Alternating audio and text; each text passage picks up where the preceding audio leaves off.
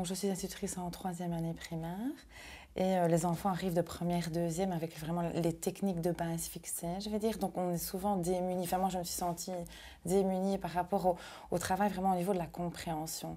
Que faire pour qu'il y ait vraiment un réel apprentissage des enfants? On se limite toujours à des textes ou des questions pour se rassurer qui sont déjà toutes faites. Et nous, ça ne nous permet pas non plus d'avoir vraiment une vision un peu diagnostique pour chacun.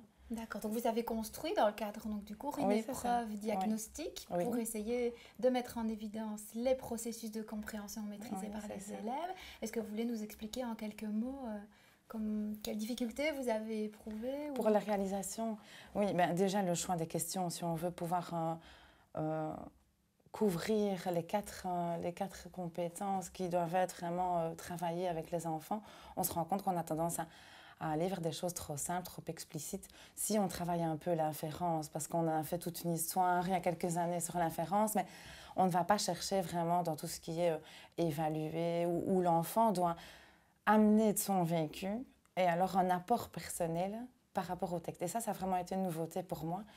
Pour moi, il n'y avait qu'une manière de comprendre un texte. C'est peut-être moi qui avais l'erreur, qui faisais cette erreur-là, mais l'apport du vécu de l'enfant est important par rapport à ce que lui peut en retirer. On le fait, je pense, de manière automatique en tant qu'adulte.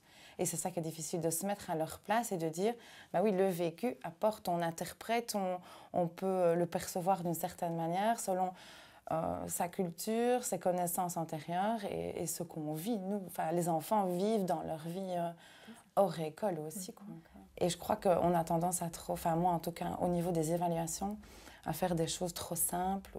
Donc en fait, au début, avant l'étude Pearl se réalisait en classe, je choisissais des textes pour les enfants et je balayais le texte de telle façon à trouver des questions. Et je prenais vraiment les 2 premiers processus, en fait. Et après l'étude Pearl en classe, je me suis dit, bah tiens, on ne fait pas du tout ce qu'on doit.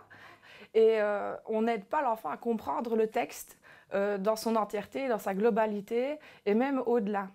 Donc, par la suite, comme on a eu ATP sur les enquêtes Pearls, on nous a montré comment faire pour traverser les 4 processus, combien d'items mettre, etc., pour pouvoir faire progresser les enfants.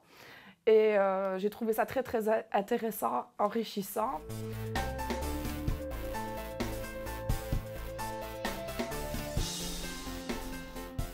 Et je me suis dit, c'est un peu dommage de s'arrêter seulement, là je suis en 5e année, c'est dommage de s'arrêter en 5e année, il faudrait pouvoir continuer vers la 6e et aussi que les élèves qui sont avant puissent déjà y arriver tout doucement. Donc ce que nous avons fait, on a demandé une petite concertation alors en 3e, 4e, 5e et 6e année. J'ai expliqué un peu le principe. Comment faire les questionnaires, comment les corriger, parce qu'il est important aussi de voir comment évaluer après le questionnaire donné aux enfants et voir où se trouvaient leurs difficultés pour pouvoir approfondir par la suite. Donc pendant la concertation, j'ai demandé aux collègues d'apporter des textes qu'ils avaient eux-mêmes faits, des questionnaires. Et là, on a essayé d'analyser en fonction et les ranger dans les différents processus. Et là, on a vu qu'on ne travaillait vraiment que le premier et le deuxième. Que ce soit de l'information et faire des inférences simples. Des inférences très simples, oui.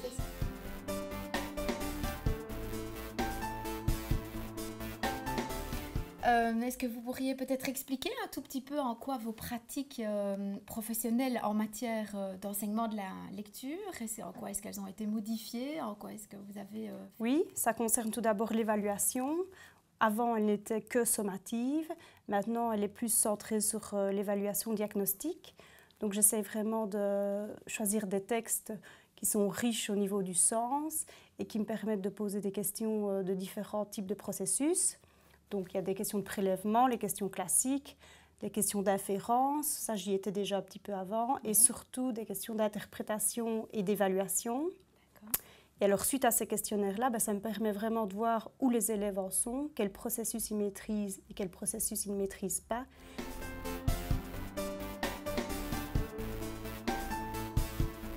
Autre changement quand même fort important en contraste par rapport aux années précédentes, mais c'est quand même l'utilisation et l'intérêt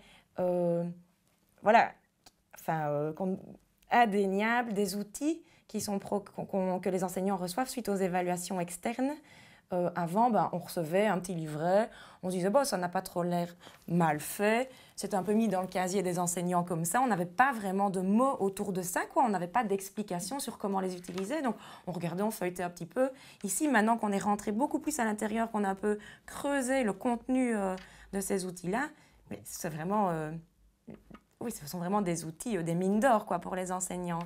Donc voilà, ça c'est vraiment dans l'enseignement des stratégies, les dispositifs vraiment de cercle de lecture, de discussion en fait, de discussion entre enfants et pas forcément guidés par l'enseignant où c'est eux qui vont construire le sens du texte, les stratégies et l'aide des outils. Ça, je crois que c'est vraiment les points les plus essentiels dans les changements.